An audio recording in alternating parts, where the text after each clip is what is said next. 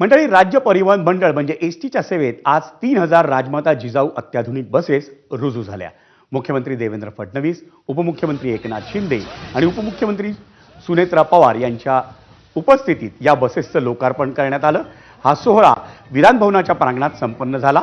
एसटीच्या सेवेत 3000 smart buses दाखल झाल्यानं राज्यातल्या सार्वजनिक वाहतूक व्यवस्थेला नवं बळ मिळेल असा विश्वास यावेळी व्यक्त करण्यात येतोय।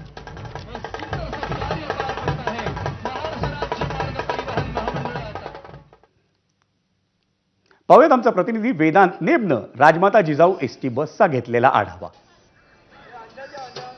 आज 3000 राजमाता जिजाऊ बसेस या दाखल होणार आहेत आणि सध्या आपण बघतोय की ही बस विधिमंडळाच्या प्रांगणामध्ये सजवलेली आपल्याला पाहायला मिळते। ज्या प्रकारे आपण बघितलं, महिला सुरक्षा दृष्टिकोनातनं विशेष लक्ष ही बस तयार करताना देण्यात आलेलं आहे। यामध्ये आपण बघतोय 4 सीसीटीव्ही कॅमेरे असणार। समोरच्या बाजूला सीसीटीव्ही आहे, मधल्या बाजूला सीसीटीव्ही आहे, त्यासोबतच मागच्या बाजूला सुद्धा सीसीटीव्ही कॅमेरा असणार आहे।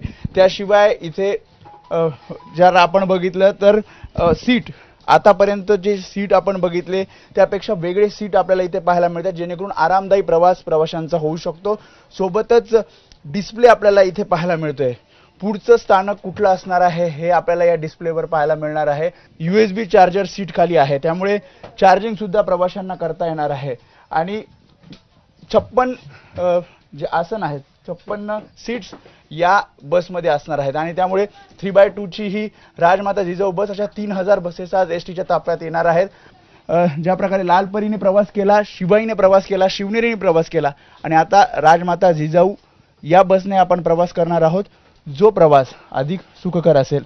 कॅमेरामन अरविंद बारगेसह वेदांत नेब, ABP माझा, मुंबई।